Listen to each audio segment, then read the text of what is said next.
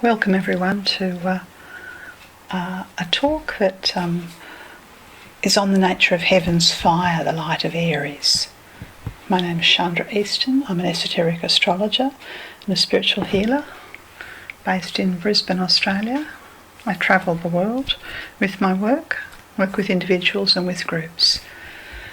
What I'd like to present now is a discussion that on the nature of the fire of heaven and the light of Aries, which was given to the Queensland Federation of Astrologers in April 2014. You're welcome to follow me through my website, which is www.starastrologyhealing.com. You can also connect with me through my Facebook page, Soul-Centered Astrology and Spiritual Healing.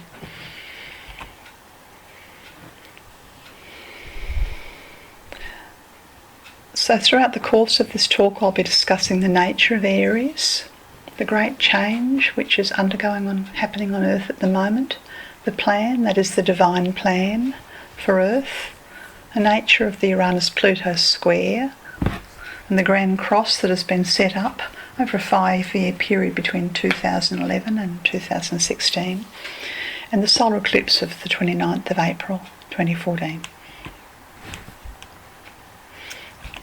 Aries, first sign of the zodiac, first of the fire triplicity. The exoteric, or the traditional ruler of Aries, is Mars. Most Arians are known for their activity, for their ability to manifest, for their drive and their determination. However, on a higher turn of the spiral, that is on the esoteric turn of the spiral, could say that the exoteric, the traditional rulerships and the traditional way of looking at things is through the eyes of the personality of the ego, whereas the esoteric looks at the world through the eyes of the soul. Now when Aries is viewed through the eyes of the soul, then Mercury becomes its ruler. And what happens then is that the energy of creativity and visionary leadership and the capacity for mediation and conflict resolution, they come to the foreground. The Lord Dwell-Cool, in his book Esoteric Astrology, which was written by Alice Bailey back in the 1930s, he outlines the 5 keynotes of the sign of Aries. And this is the progression through the evolutionary development of Aries. And the progression moves from creation, through being, via activity, beyond strife, and eventually to synthesis.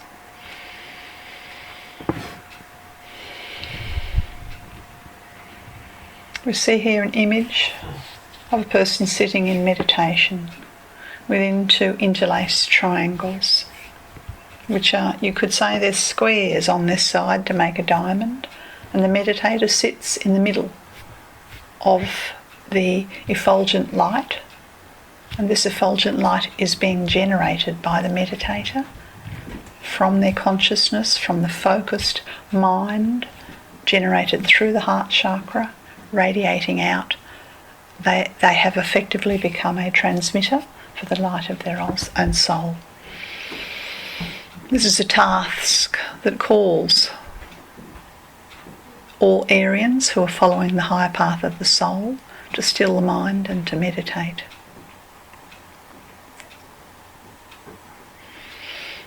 Now, to discuss the nature of the 3 planets that have governance over Aries. As mentioned, that on a personality level, that is the little I, Mars is the planet that rules, and the energy comes to initiate things, to commence things.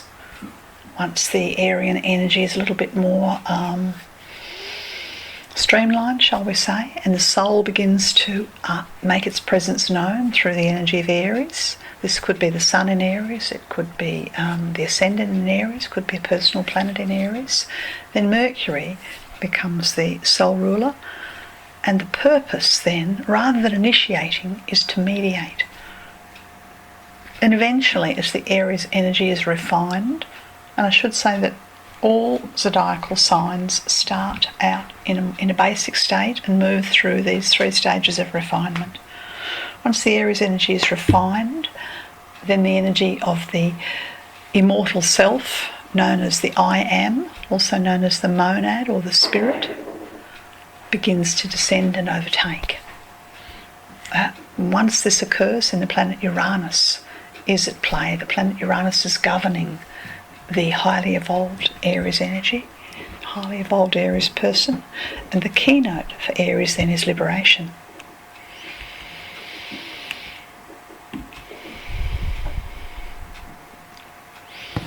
The energy of Aries holds fire, the fire of activity, the fire of the mind, or the fire of liberation. Here's a beautiful image of the fire pouring forth from the centre of the earth outwards. And it reminds me of the Kundalini, the fire that activates through the major chakras once a person begins a process of spiritual purification and meditation. It means they're moving on the path to liberation. Now, the esoteric keynote for a person with strong Aries energy, as I said, either when I say strong, I mean the sun or the ascendant, is I come forth and from the plane of mind I rule. I come forth and from the plane of mind I rule. Here we have an image of the 6-pointed star with the 7 frequencies of light, the 7 rays pouring through the 6-pointed star in the middle. And up above we have a star pointing towards the heavens, and beneath we have a star pointing to the earth. The downward pointing star is the triad of the personality. The upward pointing star is the triad of the soul. And eventually the two merge and become the integrated soul-infused personality, which we can see as the 6-pointed star in the middle with the radiant sunlight pouring through it. This only comes about when the moon and the sun begin to merge, so that the ego and the soul have moved into harmony. This is part of the process of liberation. Let's talk now about people we know in history who have strong Aries energy. When I think of President Lincoln, I look at him and he has very angular face. He has a very high forehead which looks quite Aquarian. His eyes look quite deep thinking. I'm not certain what his chart is, but this sentence that he's said, it seems very Aries to me. And he's quoted as saying that the probability that we may fail in the struggle ought not to deter us from the support of a cause that we believe to be just. And as we know, President Lincoln, he followed his principles, followed his heart in the abolition of slavery, and of course was central to this was the Civil War in the United States. Very Aryan approach, a cause that was just, which we should continue and struggle with and not be deterred by the struggle. We could all take that advice, especially those with the Aries energy.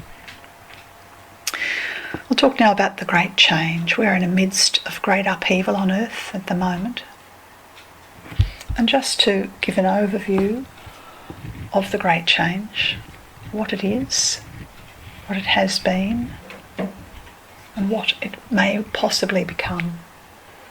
We could say that the great change is made up of 5 stages. And the first stage started around about 1975 and could be termed the Great Approach. And this is in the post-war period and after the exciting time of the 60s into the mid-70s. The spiritual hierarchy of Earth, who are the inner government of Earth, they begin to make an approach towards humanity. You could say that there's a descent of their light to see, are we ready? Have we learned something after the wars, the Great War, the war to end all wars, the Second World War, the Korean War, Vietnam War, the Cold War? I want to know, have we learned anything in our progress towards living in harmony with our brothers and sisters on this planet? And that's the first stage of a quickening, you might say. Second stage is the Great Transition, starting around about 1998, where things started to get a bit faster. Life started to speed up. We were moving closer towards the new millennium. Some of the greater earth changes were commencing. Life was getting different. The computer world was upon us. By the year 2000, the energy of ascension began to pour into the inner planes of Earth, through the lower astral plane and beginning to touch the etheric plane of Earth. Now, the energy of the Great Ascension is fast tracks our consciousness, fast tracks the crisis on Earth, puts us on notice that there are places to go and things to do, and that as a species we're a bit behind the eight ball. We really needed to get into gear, move forward and progress. And the goal for those on Earth is to live a life of greater service and a greater love. By the time we got to 2005, we'd reached a certain tipping point known as the Great Reversal. One of the most significant events of 2005 was the Boxing Day tsunami, which occurred on Boxing Day 2004 or 2005, I can't remember. But it seemed to push us again into another era of cataclysm, of great change, that we all put on notice that the balance in Earth was out of balance. Nature was revolting. And the final stage, the new dawn. Now, of course, these stages, they don't just start and stop. The Great Approach, you could say, it started in 1975 and it continues. The transitional energy, the transitions from the world of matter to the spiritual world became more urgent in 98, but they continue, and so on. The new dawn, the energy of the new dawn, heralding a new way of living on Earth, that impulse began 2012, and it will continue until, as long as it takes, could be a few more 100 years, until we are living in love upon this planet. This beautiful image reminds us that there are more than 6 billion of us. We're different, but we're all the same. And that it's up to us to find a point of harmony, to find a point of joy, to find points of tolerance.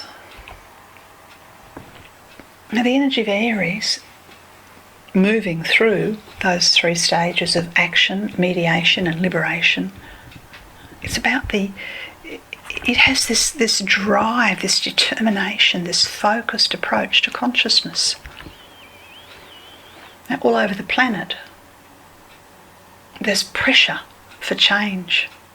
And pressure for change is a key that will help us understand that the pressure is there because there's a need for consciousness raising.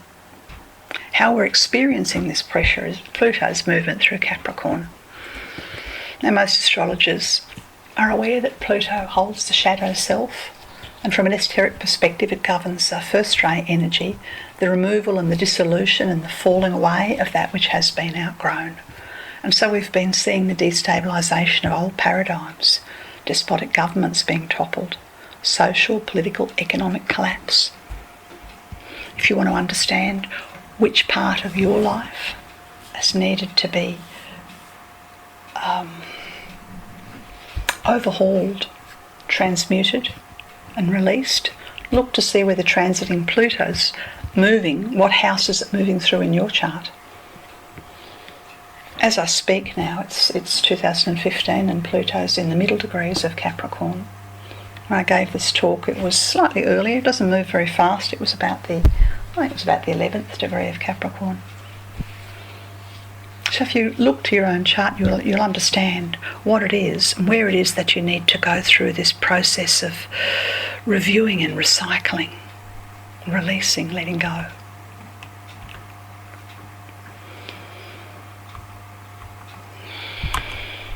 All over the world, things are being overhauled. There's a beautiful image here of The people gathering in the square in Athens, 2011 I think it was, as their economy was collapsing. And we have the sort of the modern era in the foreground, and in the background we have the ancient Greek. What was the old civilization upon the hill? So the old always gives way to the new, and so it continues. Now Uranus, the planet associated with this urge to liberation from the higher impulse of Aries, is actually in Aries. So it's in its sign of hierarchical rulership. And this tells us that the spirit of freedom is working on Earth for the liberation of humanity. And new revolutions have been forged in order to bring us as a species collectively towards unity for the purpose of liberation. And again, you can have a look and say, well, where's the Aries in your chart? Where's the Uranus transiting? Now, Uranus is currently in the middle degrees of Aries. And so you'll see, is it going through a personal house? Is it going through a financial house, a career house? Where is it that the urge for revolution is affecting you? Now, this may seem all fairly dramatic and to some people a bit overwhelming, and yet we're all experiencing it. You could say that there's a plan, there's a method in this. There's a reason why Uranus is in Aries square Pluto. And the plan and the purpose is because the old way, the old world, the old paradigms need to be overhauled. And the period of overhauling is 2011 through 2016 inclusively, with the middle years, 2012 to 2015, being the strongest. Now, there are 8 activations. You think of them as waves, as the Uranus-Pluto square impacts its exactitude and hits. And the Uranus-Pluto square is moving from the 5th degree of the cardinals through, that's in 2011, through by the time we get to 2016 into the 17th degree of the cardinals. Now here, early in 2015, it's in the 15th degree, I think. Pivotal degree, the centre of the cardinals, a point of great leverage for change, for transformation, for revolution. And how this change comes, well, it comes like a tsunami wave. And in fact, we have had the tsunamis. We've had the tsunami that moved through Japan, through the Pacific Islands. In fact, flowed quite vehemently all across past Hawaii to the Americas. It may have been the first and the largest tsunami in this period, but I don't think it'll be the last. Now, the Uranus-Pluto, just to recap, during 2011 it was having an applying square. That means that the energy was building up, and the applying square was occurring in the middle of 2011 in the 5th degree. And we all witnessed on our television screens the revolutions that emerged in Egypt and Syria. That was 2011. We remember the terrorist attacks in Oslo. Fundamentalism showing its ugly head. Now, in 2012, as this square continued to gain intensity, and this was by the 1st of July 2012, it reached the 8th degree. And again we watched as Egypt went into turmoil and the Arab Spring moved, and President Mohammed Mashari was elected. New president, and the old regime and the old despotic ruler. Now I'm confused now. Was Musharraf the one who was the old ruler, who was deposed, or was he the new one? I can't remember. We had tremendous change. The Egyptian people, they gathered into Tahrir Square, and back in 2012 they believed that they had democracy. They believed that it had finally come, that they had rid themselves of the despotic ruler. But democracy takes the time it takes.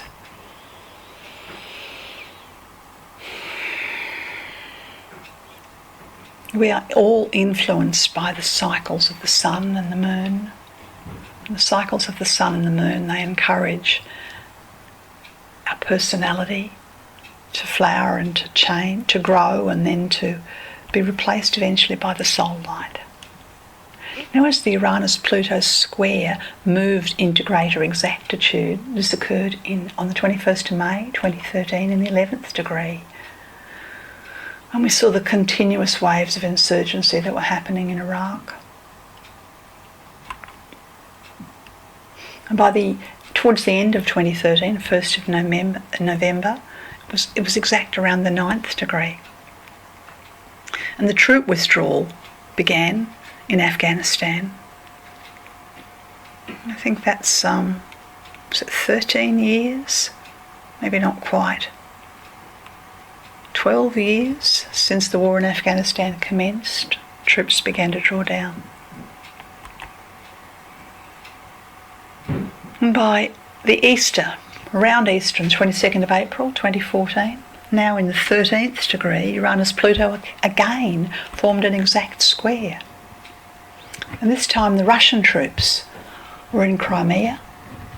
You could say the expansionist policies of Russia were beginning to be felt.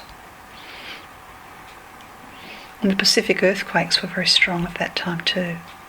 So you can see as the Uranus Pluto moved to exactitude, things were heating up on the planet.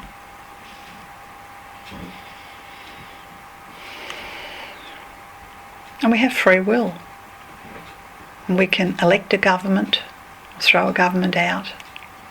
We have to exercise our free will for the voice of the people to be heard. Now, as the Uranus Pluto square is waning, moving away from exactitude, there was a waning square on the 15th of December 2014. And again, on the 17th of March 2015, that's coming up. As I speak to you now, it's I think it's the 2nd of March today, or is it the 3rd? So very soon we have a waning square in the 15th degree, very, very potent, the middle point of the cardinals. And then finally, in about 11 months' time, we will have the last waning square, and that'll be on the 6th of February 2016. So you could say that during the waning square, the crisis with ISIL, and the beheadings and the expansionism of the radical ISIL movement has moved globally, and the rise of fascism, the attacks in Paris, these are just some of the things that have occurred in the last few months around the 15th of December 2014. And as we move up to this middle of March period this year, we find that the crisis in Syria has been dragging on for, well, I think it's about 4 years now. The people of Egypt are no closer really to stable democracy. There have been terrorist attacks in the Canadian Parliament, in Sydney, Australia, Copenhagen recently. Well, terrorist attack, you'd say attack against the Jewish people. Meanwhile, the clock ticks. Time ticks on. We don't have forever to work it out, to get it together, to figure out how to live in tolerance. We're running out of time. We are past the midnight hour. The karmic clock for humanity is ticking. Now, from Easter 2015 onwards, and that is by the Aries full moon, Uranus will surge ahead of Pluto This is very important because Uranus holds the liberating energy and Pluto holds the destroyer energy. So as the liberating energy moves beyond the 15th degree of the cardinals, then you could say that the tables have turned and the next phase has begun. And the common people finding their voice and standing up to their governments, some of which are taking very radical right-wing stances on things, repressive stances. Because you see, there's a goal, and the goal is to create a planet of harmony, planet of peace. And if we can manifest peace within the nations, peace within the families, peace with the different races, tolerance, then nature will respond with peace and balance. But if we can't manage to bring some of this under control, then increasingly the game changes. And nature will respond in kind to the lack of harmony evidenced by humanity.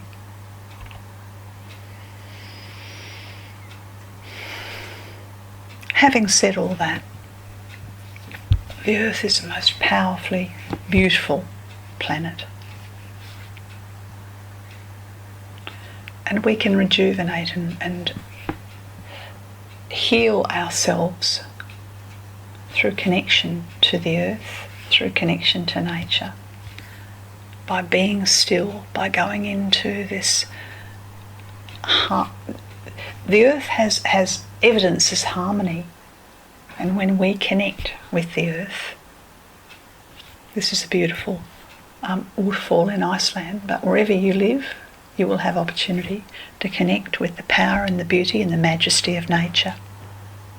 You see, Aries sits on the fourth ray, the ray of harmonising, the ray of beauty, harmony and art, and the ray that resolves conflict and moves towards peace. And our relationship with the earth is pivotal in this transformational period, the great change that we're living through.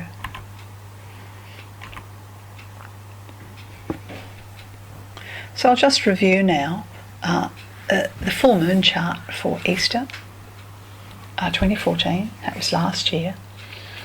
And I'm reviewing it because there was a Grand Cross set up. And the Grand Cross, you can see at the top of the chart, there's Jupiter in Cancer. And down on the right-hand side, there are a few red lines going down to all the Aries planets, and Jupiter is square, primarily Mercury and Uranus, sitting in the 6th house there in Aries. And then right down the bottom, looks like a person with their arms up in the air. There's Pluto, the planet of transformation and recycling and the removal of what we've outgrown. And then up on the left-hand side of the chart, there's a red line going up, and Pluto square Mars. So the Grand Cross here involves Pluto, Mars, Jupiter and Uranus.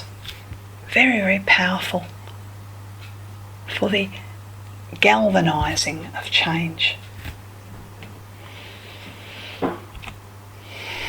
During this Aries full moon chart, this was Easter last year, there was a stellium of planets in the 6th house in Aries.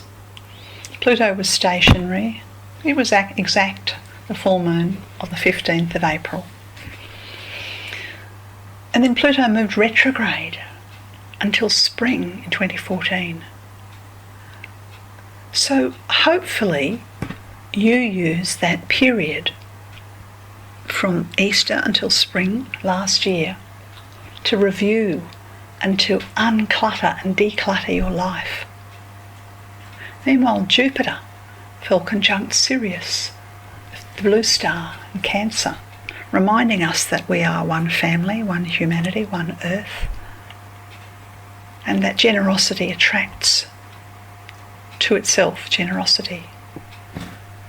We live on a most beauteous planet. This is a glorious, glorious full moon rising over the ocean. We have a capacity to breathe harmony and to find peace when we connect to nature. Just like the Grand Cross seen in the Easter chart of last year. Here's nature reminding us that transformation, it's like a window, we can step into it. That the energy of transformation, like the planet Uranus, the energy is violet. This is a beautiful cross because the downwards, the vertical light is violet, which gives us this transformational energy of Uranus, and the horizontal is blue, which reminds me that we really need to orient our individual will. We have to really commit to change. If we're only half-hearted about change, personal change or planetary change, political change, then nothing happens. We need to step into the transformational violet energy and surrender our personal will, surrender our fears, surrender our doubts, and orient and to commit to that which we know is right for us, whatever it is that we're personally ready to change.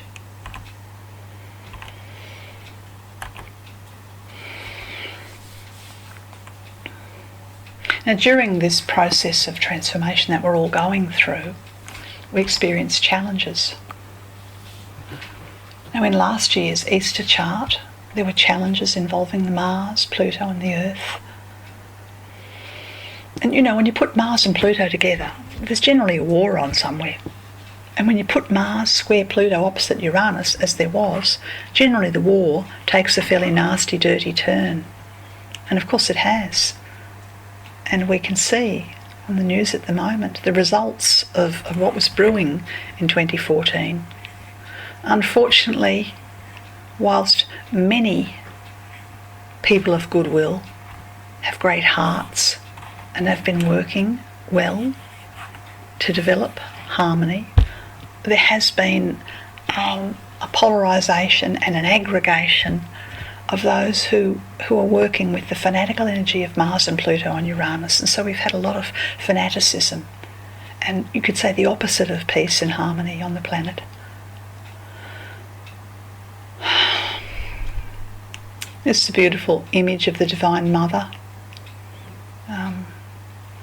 which I picked it up on I think it was a postcard, or maybe I took a photo. I think I took a photograph when I was in Iceland. Beautiful, beautiful image of the radiant white light of the Divine Mother sending out the gold of wisdom and the blue of healing. So of course we have to choose. Do we step into the areas of conflict, in the energy of conflict, to the Mars, Uranus and the Pluto, and do we fight to the death to keep things the way they were, or do we step into the energy of hope through the Divine Mothers? Now, in last year's chart, Jupiter moved through Cancer, and you could say that Jupiter in Cancer is a symbol for the Divine Mothers, the Holy Mothers on Earth, and at the same time Mercury was in Aries. So of course, because Mercury was in Aries, then we have had powerful, evocative leaders and speakers come to the foreground. And there has been a voice of reason, a voice of change. It's just that the positive change gets drowned out by the bad news. But we need to remember and to align to the people and the voices and support those voices that are speaking for justice, or voices that are speaking for a humane approach to refugees or children or families or women, or inspirational voices that are calling for education or hope.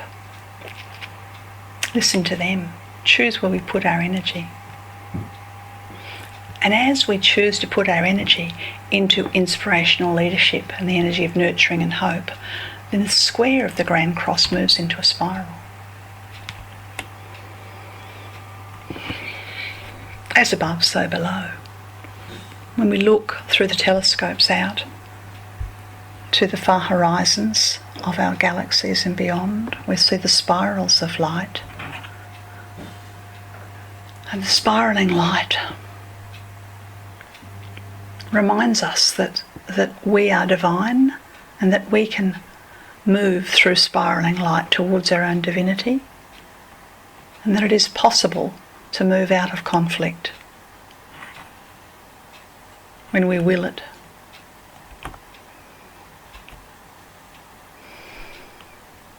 Now last year there was an eclipse, 29th of April 2014. And the eclipse still held the energy of that Grand Cross. You can see it there still. Jupiter's still up the top in Cancer. Uranus is down in the 6th house. Pluto's down the bottom. Mars is still in Libra. So that whole choice, how do we surrender the drive for control, selfish control of resources, or do we orient to the higher? That was the choice of the solar eclipse last year, which fell in the 9th degree of Taurus.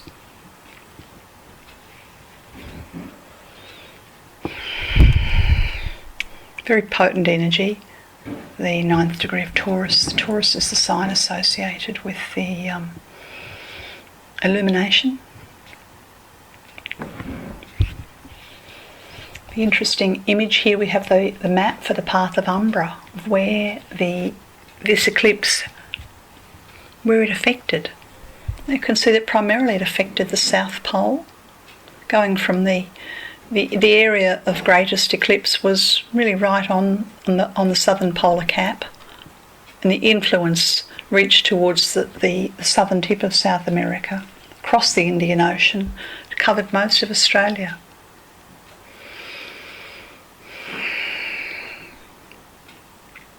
So of course Australia's been under the spotlight in the last 12 months since this eclipse.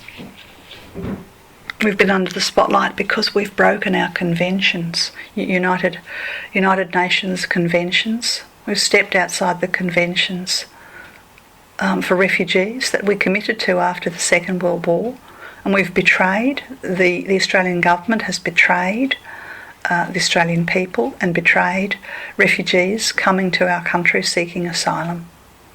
And for this we will pay a price, and the price is being paid economically. And we've had floods, and we've had cyclones, and we've had bushfires. We've even had, well, recently a small earthquake in Queensland. It's got a great crisis in Australia now in 2015 to do with the whether as a country we continue our focus upon mining, which effectively is destroying a lot of the pasture land, has the potential to destroy the water table through the coal seam gas. Many issues that have come up as the hardline right-wing government has taken control and has been slashing services, social welfare services, slashing opportunities for youth, slashing and cutting our humanitarian budget. The destruction goes on and on and on. Meanwhile, the earth suffers, and meanwhile, the divine mothers, they wait. They wait for us to move towards balance, to move towards respect. And from the grassroots within Australia and in other countries arise the voices of reason, the voices of vision, the voices of courage, the voices of compassion. They are slowly gaining momentum in this earth.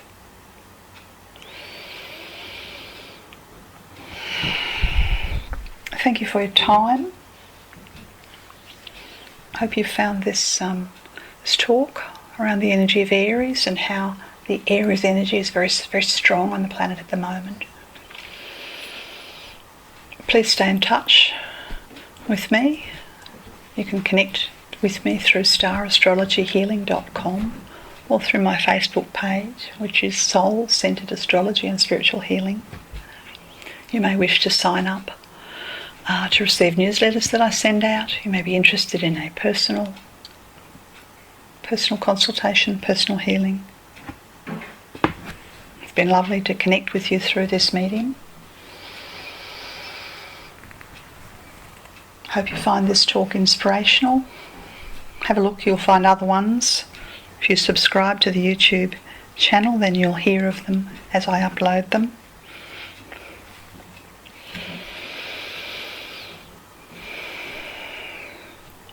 live in light, find heaven in your part of the world. Bye for now.